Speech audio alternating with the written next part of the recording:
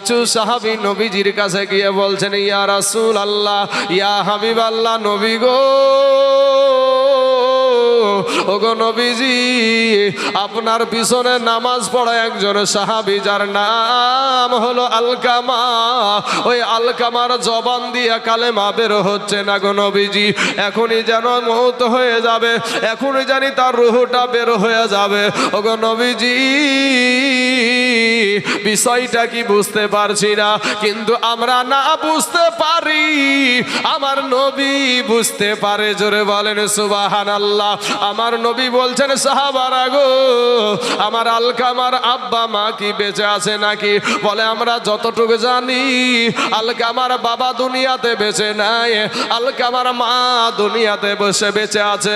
এবার আপনার নবী, আমার নবী, ওই আলকামার মার কাছে টুকটুক করে চলে গিয়ে বলছে, মা, মা গো, আপনার বেটা আলকামাকে আপনি ক্ষমা করে রাগান্বিত হয়ে আছেন নাকি? আপনার বেটার উপরে আপনি রাগ করে আছেন নাকি? আপনার বেটার উপরে আপনি একটু গুসা করে আছেন নাকি? এবার মা বলছে, এটা ডাক দিয়ে বলে, ইয়া রাসূলুল্লাহ, ইয়া হাবিবাল্লাহ, নবী গো, আমার জান আপনার পায়ের তলে কুরবানি হোক গো নবী, আপনি যেটুকু বলেছেন ঠিক আছে, তবে ওই বেটার কথা আমার সামনে বলিয়েন না। ওই বেটা তার বিবির কথা শুনে আমাকে এমন আঘাত দিয়েছে। আমাদের সমাজেও আছে বাবা, কবি বলছেন, পাঁচটা হালাত ঘুমাও তুমি, মায়ের নাই রে থাকার ঘর, কারে পাইয়া হইলি এত স্বার্থপর, পাঁচটা হালাতে ঘুমাও তুমি, মায়ের নাই রে থাকার ঘর, কারে পাইয়া হইলি এত স্বার্থপর। ওরে যেই মায়ের লাগিয়া তুমি আইসো এই দুনিয়ায়, সেই মায়ের কান্দাইলে দুজখী হবে, সুন্দরী রমণী পাইয়া লৌনারে মায়ের খবর, সুন্দরী রমণী পাইয়া লৌনারে মায়ের খবর, কারে পাইয়া হইলি এত স্বার্থপর, পাঁচতলা হাতে ঘুমাও তুমি, মায়ের নাই রে থাকার ঘর। কিন্তু বাবাজি, এসআইআর আসার পর থেকে মা বাপের রেকর্ড লিয়ার লাগে কত তাড়াভিড়া, বাপ মাকে এমনি খাইতে দিবে না। আবার যেমন এসআইআর শুরু হয়েছে চাচা, বাপের নাম 2002 সালে খুঁজছে না, খুঁজছে না? হ্যাঁ, আরে বাবা রে, বাপের তখন রেকর্ড খুঁজে বেড়াচ্ছে, বেহায়া বেলাজা বেশরম, কি বলেন ভাই? হ্যাঁ, তখন বাপের রেকর্ড খুঁজে বেড়াচ্ছে। আমার বাপ, আমার মা, এতদিন তোর মা কুঠি ছিল? হ্যাঁ, মাকে মা বলে ডাকে না, আব্বাকে আব্বা বলে ডাকে না। তোমার এই মাস্তারিটা কোথা থেকে পেলে? কত শীতের রাত্রিতে তোমার মা জাগরণ করে তোমাকে ঠিক জায়গায় রেখেছে, আর তুমি মা ভিজা জায়গায় থেকেছে, মা বিছানায় শুয়ে মা তোমার জন্য দোয়া করেছে। বাবা, আমি একটা আপনাদের সম্মুখে কথা বলে যাই।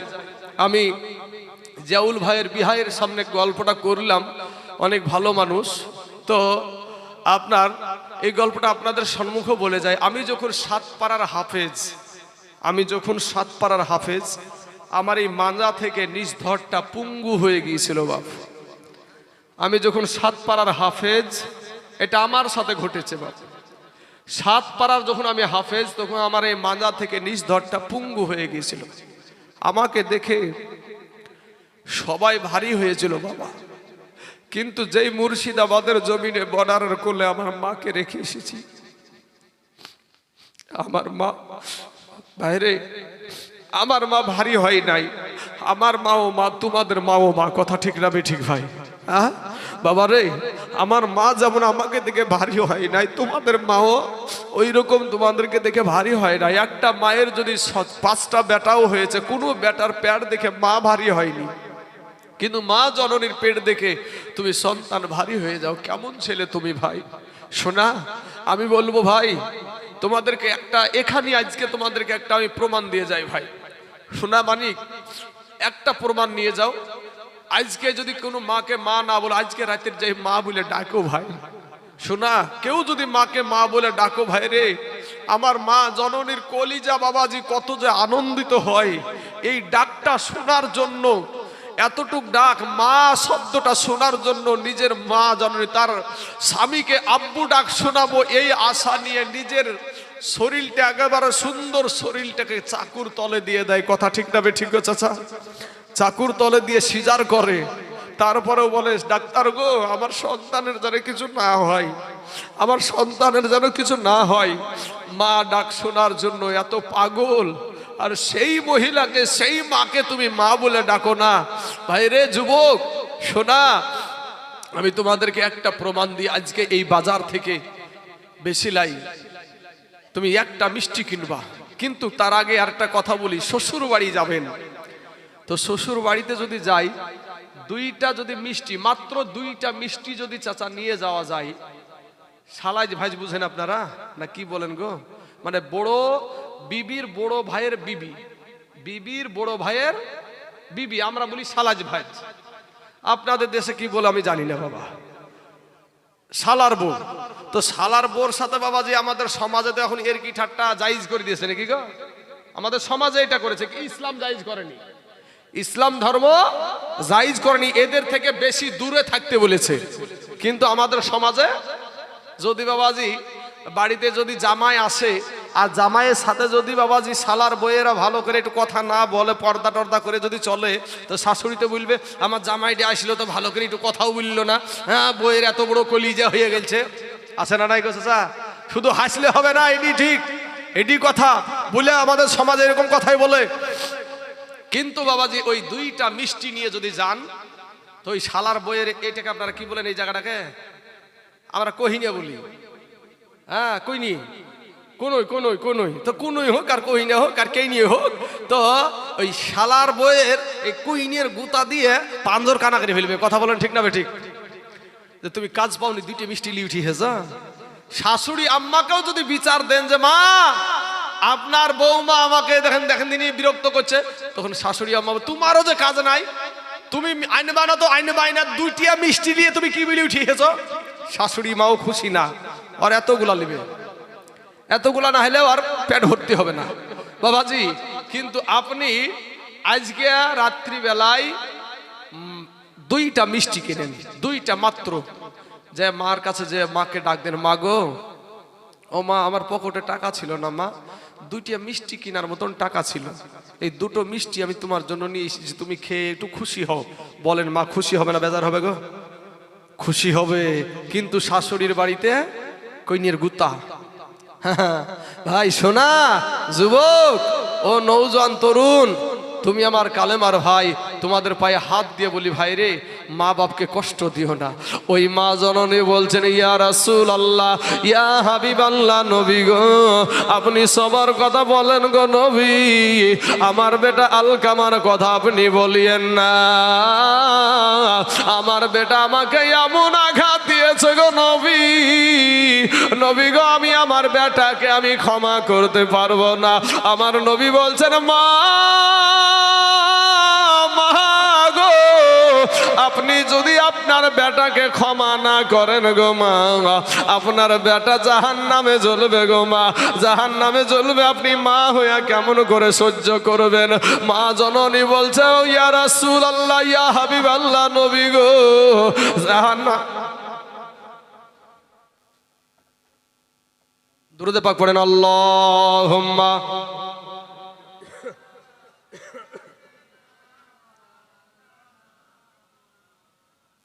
ওয়ালা আলি সাইয়্যিদিনা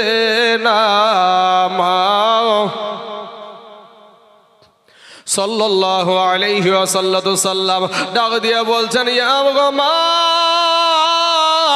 আপনি যদি ক্ষমা না করেন আপনার বেটা জাহান্নামের আগুনে জ্বলবে গো মা। আপনি মা হইয়া কেমন করে সহ্য করবেন? মা জননী বলছেন, ইয়া রাসূলুল্লাহ, ইয়া হাবিবাল্লাহ, নবী গো, আমার বেটা যদি জাহান্নামেও জ্বলে এরপরেও আমি আমার বেটাকে ক্ষমা করব না। আপনার নবী, আমার নবী হযরতে বেলাল রাদিয়াল্লাহু তাআলা আনহুকে ডাক দিয়ে বলছেন, বেলাল রে, ওরে বেলাল, তাড়াতাড়ি করে তুমি এখানে লকড়ি গুছাও। আজকে জাহান্নামে মা যদি ক্ষমা না করে তাহলে এমনি তো আলকামা জাহান্নামে জ্বলবে। দুনিয়ার জমিনে ওকে আগুনে জ্বালায়া দাও। মায়ের চোখের সামনে বাবা দাও দাও দাও দাও করে আগুন জ্বালিয়ে দিল। আলকামাকে যখন মায়ের চোখের সামনে থেকে বাবা কোলে করে নিয়ে আগুনের দিকে নিয়ে যাচ্ছে, মা জননী টুক টুক টুক টুক করে তাকাচ্ছে। বাবা আলকামাকে অসুস্থ শয্যাশায়ী অবস্থায় রয়েছে, কোলে করে নিয়ে আগুনে ফেলতে নিয়ে যাচ্ছে। এমন সময়তে মা দেখছে এমন ভাবে আগুন জ্বলছে, আগুনের আশেপাশে ভিড়া যাচ্ছে না, কাছেও যাওয়া যাচ্ছে না। বাবা মা জননী চিন্তা করছে, আহারে আজ 9 মাস 10 দিন পেটে ধরা আমার সন্তান, আজকে আমার 10 মাস পেটে ধরা সন্তান, 2 বছর বুকের দুধ খাওয়া সন্তান, আমার বেটাকে আগুনে ফেলাইয়া দিবে। আমার বেটা আগুন থেকে বলবে, মা মা বাঁচাও গো মা, আমি কেমন করে সহ্য করব? সঙ্গে সঙ্গে আমার নবীর কদমে পড়ে গিয়ে বলছেন, ইয়া রাসূলুল্লাহ, ইয়া হাবিবাল্লাহ, নবী গো, আমার কলেজার টুকরা, নয়নের পারা, আমার ধনকে আপনি কখনো আমার ছেলেকে আপনি আগুনে ফালাইয়া দিয়েন না। আমি মা জননী সহ্য করতে পারবো না গো নবী।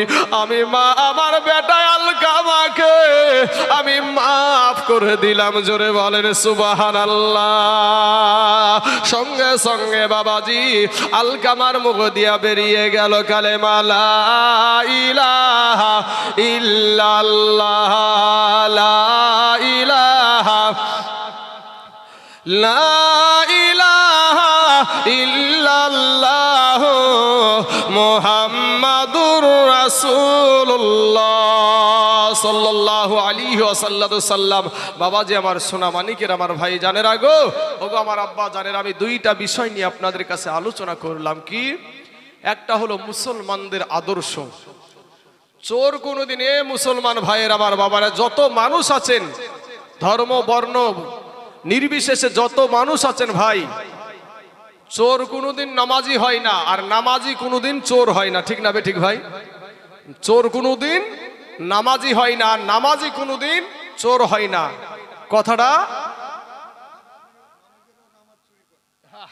ওটা তো আছে, ওটার জন্য আল্লাহ কোরআনে বলছেন, ফাওয়াইলুল লিল মুসাল্লিন, লোক দেখানো যারা নামাজ পড়ে তাদের জন্য আমার আল্লাহ পাক রেখেছে বড় আযাব, ওয়ালাহুম আযাবুন আযীম, বড় আযাব রেখেছে। বাবা নামাজ যখন পড়বেন নিজেকে একেবারে গোলাম, একটা মানুষ জজ সাহেবের কাছে, আদালতে যদি একটা মানুষ গিয়ে দাঁড়ায়, আদালতে গিয়ে যদি একটা মানুষ জজ সাহেবের সামনে দাঁড়ায়, কেমন তার ভিতরটা করে, আর কেমন ওই আসামিটা কিভাবে দাঁড়িয়ে থাকে, কেমন নম্রভাবে।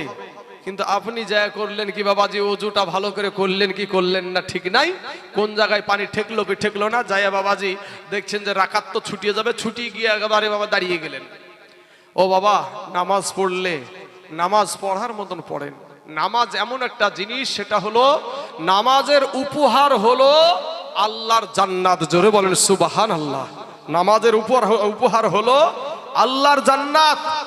সেই জিনিসকে আমরা অবহেলা করি, অলসতা করি। বাবা আপনাদেরকে একটা কথা বলি, কবর এমন একটা জায়গা, কঠিন জায়গা, ওই কবরে একটা সেকেন্ডের আযাব সহ্য করার মতন কারো আমাদের ক্ষমতা নাই।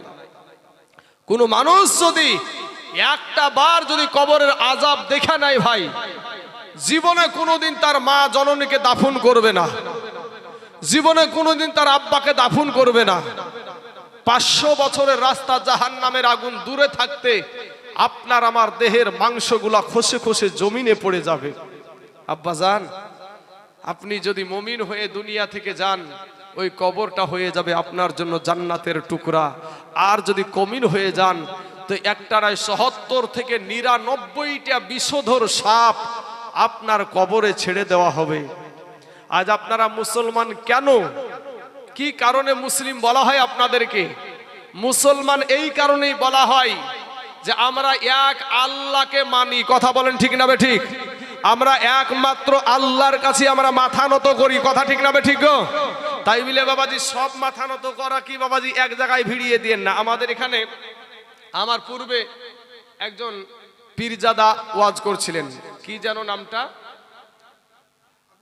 আবু হুরায়রা সাহেব, উনি বায়ান করছিলেন। তো যারা আল্লাহর ওলি হয় এবং মা বাপ দিয়ে বুঝাই, কেউ যদি মা বাপের পায়ে যদি মনে করে এটা আমার মায়ের পা, এটা আমার আব্বা জানের পা, এই বলে যদি চুম্মা খায়, তো আমার নবী বলছে সেই ব্যক্তি আল্লাহর জান্নাতের চৌকাঠে চুমা দিল। জোরে বলেন সুবহানাল্লাহ। এই মাথা নত না। সেজদা করতে 7টা অঙ্গ লাগে। কয়টা অঙ্গ লাগে চাচা? 7টা। একটা হলো 2 পায়ের আঙ্গুল হলো, আর একটা হলো হাঁটু হলো, এই 2 হাত কয়টা হলো? 6টা হয়ে গেল। 2 পা, 2 হাঁটু, 2 হাত। এই নাক আর কপালটাকে একটা বলা হয়েছে। এই নাক আর এই কপালটাকে একটা হয়েছে। যতক্ষণ পর্যন্ত এই নাক আর কপাল জমিনে না ঠেকবে ততক্ষণ পর্যন্ত সেজদা হবে না। হবে সেজদা ততক্ষণ পর্যন্ত হবে না। সেজদা করতে হলে 7টা অঙ্গ জমিনে লাগাতে হবে। এখন বাবাজি মা বাপের পায়ে যদি চুম্বন করতে যায়, যদি বলে কেউ যদি বলে যে মা পূজারি, আমরা মাকে পূজা করি না, মায়ের কদম বুসি করি। মায়ের পায়ের মানে কদম মানে হলো পা, কদম মানে হলো পা। তো কদম বুসি মানে মায়ের পায়ে চুমা খাই। তো চুমা খাইলে কোনো সন্তান যদি মায়ের পায়ে চুমা খায়, সেই সন্তান কি কোনোদিন মায়ের সাথে খারাপ ব্যবহার করতে পারবে? ভাই কি বলেন? বুঝতে পারছেন না আপনার কথাটা? বুঝতে আপনারা মনে হয় পারছেন না। শেষ করে দিই, দোয়া করে দিচ্ছি, আপনাদের আর বিরক্ত করছি না। বাবাজি আমার ভাইজানেরা, আপনাদের মন মস্তিষ্ক দিকে বুঝিয়ে ফেলেছি যে আপনারা চাইছেন না। হ্যাঁ বাবাজি আমার ভাইজানেরা, তবে আপনাদেরকে বলি যে মা, এবার কোন আল্লাহর ওলির যদি বাবাজি কদম বুসি করেন, এটা আপনার ইসলামে জায়েজ আছে, কিন্তু আমরা সেজদা একমাত্র আল্লাহর জন্যই হবে। এই সেজদা কোনো পীর সাহেবের জন্য নয়, কোনো মুফতি সাহেবের জন্য নয়, কোনো মাজারে নয়, কোনো জায়গাতে আল্লাহ ব্যতীত কাউকে সেজদা করা হারাম। আল্লাহ ব্যতীত কাউকে সেজদা করা হারাম। কেউ যদি বাবাজি আল্লাহ ব্যতীত কাউকে সেজদা করে, তাহলে জানবেন সে শিরিক করলো। আর শিরিক বলছেন ক্বালা ইয়া বুনাইয়া লা তুশরিক বিল্লাহ। এ আমার কলেজার টুকরা, লুকমান বলছে এ আমার কলেজার টুকরা, তুমি আল্লাহর সাথে শিরিক করিও না। ইন্না শিরকা লা জুলমুন আযীম, শিরিক করা মস্ত বড় পাপ। এখন বলবেন শিরিক কি জিনিস? শিরিক কি জিনিস বোঝানোর জন্য আপনাদেরকে বলি যে আমার আল্লাহর মতো কাউকে মনে করা, আল্লাহর মতো কাউকে মনে করা। এখন বাবাজি আল্লাহর মতো কাউকে মনে করে যদি কেউ সেজদা করে, সেজদা তো কোনোভাবেই করা যাবে না, সে তাজিমি হোক আর বাবাজি ইবাদতি হোক, যেভাবেই হোক না কেন সেজদা করা কোনোভাবেই যাবে না। তো বাবাজি আমার সোনা মানিকেরা, সেজদার মালিক হলো একমাত্র আল্লাহ। কিন্তু বাপ আমার সোনা মানিকের, আমার ভাই জানেরা, আল্লাহকে যখন সেজদা করবেন তখন দিলখানা একটু নরম করে দিবেন, দিলটা নরম করে দিবেন। আল্লাহকে সেজদার মাধ্যম দিয়ে আল্লাহকে বলবেন, আল্লাহ আমি তোমার কুদরতি কদমে আমি সেজদা দিয়েছি, আল্লাহ তোমার যেটা ভালো হয় সেটা করো। আল্লাহ গো জাহান্নামের আগুন সহ্য করতে পারবো না।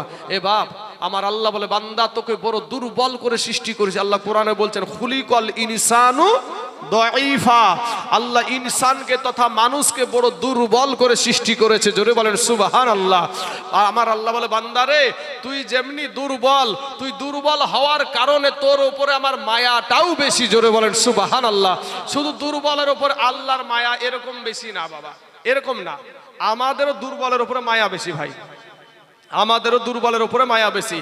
এক্সাম্পল হিসাবে বলি, একটা 20,000 টাকা দিয়ে একটা মোবাইল কিনলাম, কিনে নিয়ে এসে বাবাজি চেয়ারে রেখেছি।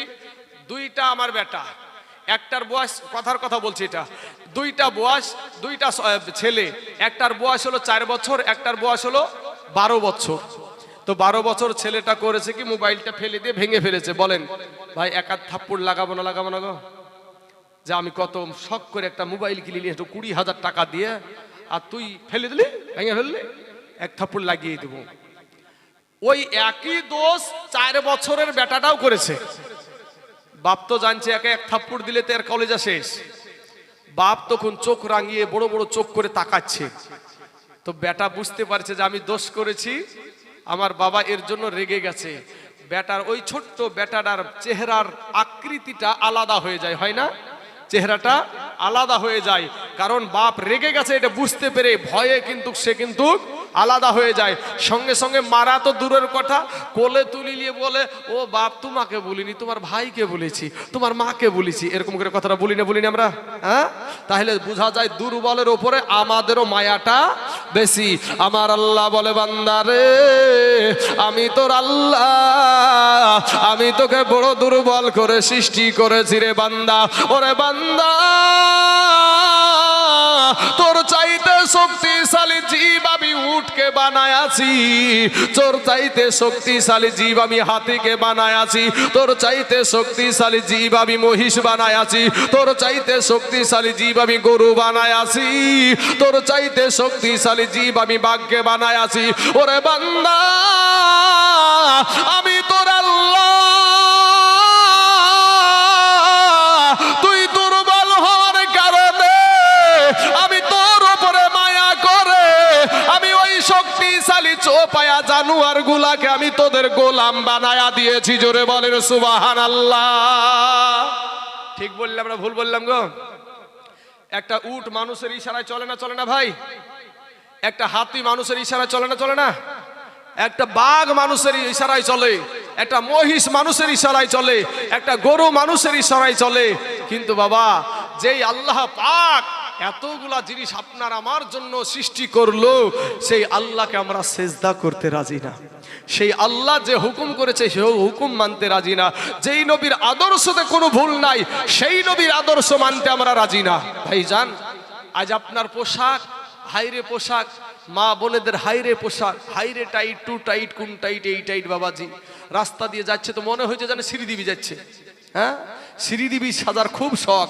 মাগো, তোমার যদি মাথা দেখা যায় আল্লাহ জাহান্নামে দেবে, তোমার যদি পেট দেখা যায় আল্লাহ জাহান্নামে দিবে, তোমার যদি পিঠ দেখা যায় আল্লাহ জাহান্নামে দিবে।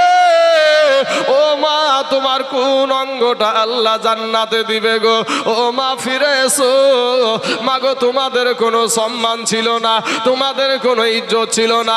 ওই জাহিলিয়াতের যুগে নারীদেরকে বাবা হাটে বেচা কিনা করা হতো, নারীদেরকে উলুঙ্গা করে নাচানো হতো, নারীদেরকে জিন্দা দাফন করে দেওয়া হতো। আমার নবীজি ওই গর্ত থেকে উঠায়া নারীদেরকে মায়ের জাত বানায়া দিয়েছে। জোরে বলেন সুবহানাল্লাহ। আজ আমরাই নাকি নারীদেরকে সম্মান দিই না, হ্যাঁ? ইসলাম ধর্মে আমার নবীকে একজন সাহাবী গিয়ে জিজ্ঞাসা করছে, ইয়া রাসূলুল্লাহ, ইয়া হাবিবাল্লাহ, নবী গো, আমার থেকে সবচাইতে ভালো ব্যবহার পাওয়ার অধিকার কে রাখে? আমি সর্বপ্রথম কার সেবা করব? বলে, তোমার মা জননীর সেবা করো। দ্বিতীয়বার বলছেন, ইয়া রাসূলুল্লাহ, তারপরে কে? বলে, তোমার মা। তৃতীয়বার বলছেন, ইয়া রাসূলুল্লাহ, তারপরে কে? বলে, তোমার মা। চতুর্থবার বলছেন, তারপরে কে? বলে, তোমার আব্বা। বলেন, কাদেরকে বেশি সম্মান দেওয়া হয়েছে? মা জননীকে দেওয়া হয়েছে। এই মুসলিম মহিলারা ভাবে যে আমাদেরকে ঘরের ভিতরে পুরিয়ে রাখতে চায়। মা, তুমি ঘরের ভিতরে না, তুমি বাইরেও থাকতে পারো, কিন্তু তোমার ঘরটাকে মাথায় করে থাকতে হবে। তাই বলে ওই পাকা ঘর না, তোমার আব্রুটা, তোমার চেহারাটা বা তোমার শরীরটা তুমি সুন্দরভাবে ঢেকে যাও, সুন্দরভাবে ঢেকে যাও। এটাই বলা হয়েছে। তোমাকে বলা হয় জেলখানাতে ঢুকিয়ে রাখা হয় নাই। মা খালারা, ইসলাম ধর্মটাকে ভুল ব্যাখ্যা করে মানুষের কাছে বিকৃত করিও না। মা জননী, এই দুনিয়াটা কিচ্ছু না মা, পাঁচখানা কাফন ছাড়া তোমাকে কিছুই দিবে না। কথা বলেন ঠিক না ঠিক? পাঁচখানা কাফন ছাড়া কিচ্ছু দিবে না। ভাই কারো দালালি করার দরকার নাই। আজকে যারা দালালি যাদের করছেন ভাই, বলেন তাদের ভিতরে গুনাহ আছে না নাই ভাই? আমরা কি গুনহার ঊর্ধ্বে নাকি রে ভাই? আমরা কেউ গুনহার ঊর্ধ্বে না, আমাদের সকলের ভুল আছে, কিন্তু আমাদের নবীজির আদর্শতে কোনো ভুল নাই। ওই নবীজির আদর্শের মালাটা গলায় পরিয়ে নেন, আমার আল্লাহ আপনার জীবনের গুনাহকে মাফ করে দিবে। জোরে বলেন আমিন। বাবাজি, আমার সোনা মানিকের, আমার ভাই জানেরা, আমি আপনাদেরকে অনেকক্ষণ কষ্ট দিলাম। আমি অনেক দূর থেকে বড় ক্লান্ত শরীর নিয়ে এসেছি, তবে জিয়াউল ভাই উনি যথেষ্ট আপনার মেজবানি করেছেন, আলহামদুলিল্লাহ খুশি। এবং ওনার একজন বিহাই সাহেব অনেকক্ষণ যাবৎ কথা বলেছি। আব্বাজান, আমি আপনাদেরকে একটা কথা বলে যাই ভাই, বিশ্বাস রাখিয়েন আল্লাহর উপরে। যতই যে যাই বলুক না কেন, যদি আপনার বিশ্বাস আল্লাহর উপরে থাকে, রাখে আল্লাহ, মারে কে? মারে আল্লাহ, তাকে বাঁচাই কে? ফেরাউন 3 দিক থেকে মুসা নবীকে ঘেরাও করে ফেলেছে বাপ। আর একদিকে নদী, একদিকে কি নদী, পালানোর কোনো রাস্তা নাই। আমার আল্লাহ বলে, মুসা তোমার হাতে কি? বলে লাঠি। বলে পানির ওপরে মারো আঘাত। পানির ওপরে যখন আঘাত করলো বাবাজি, সঙ্গে সঙ্গে একেবারে বাবাজি 34 নম্বর রোড হয়ে গেল, পানি 2 দিকে সরে গেল। মুসা নবীর যত বাবা সৈন্য ছিল, দলবল ছিল, যারা ইসলাম ধর্ম গ্রহণ করেছিল, তারা উঠে আপনার যখন ওই পারে হলো, এবার এই ফেরাউন মনে করলো আমার বাপের তৈরি করা রাস্তা, আর এই বাপের তৈরি করা রাস্তা দিয়ে যেমন নেমেছে আর পানির মাঝখানে গিয়েছে, বুঝতে পেরেছেন? পানিকে বলছে, পানি আগে যেরকম ছিল সেরকম হয়ে যা। আর পানিতে বাবাজি অমনি জমে গেছে, হাফ ডুবা হা করতে করতে ওখানে শেষ হয়েছে। আল্লাহর সঙ্গে যারাই মাস্তানি করেছে, যারাই ইসলামকে মিটাতে চেয়েছে, যারাই বাবাজি ইসলাম ধর্মকে মিটাতে চেয়েছে, তারাই মিটে গেছে। ইসলাম ধর্ম মিটে নাই, মিটবে না, কিয়ামত পর্যন্ত এই ইসলাম থেকেই যাবে। জোরে বলেন ইনশাআল্লাহ। আল্লাহ যেন আমাদেরকে সকলকে কবুল করে নেয়। আল্লাহ যেন আমাদের সকলকে, আমাদেরকে কালেমাওয়ালা হয়ে, নবীওয়ালা হয়ে, কোরআনওয়ালা হয়ে যেন কবরে যাওয়ার তৌফিক দান করে। সকলেই বলেন আমিন। আমি এতক্ষণ বক্তব্য দিচ্ছিলাম বাপ, আপনারা যদি আমার দ্বারাই, আমার জবান দ্বারার কথার দ্বারাই যদি কেউ কষ্ট পেয়ে থাকেন, কেউ যদি আঘাত পেয়ে থাকেন, তাহলে আপনারা আমাকে ক্ষমা সুন্দর দৃষ্টিতে দেখবেন।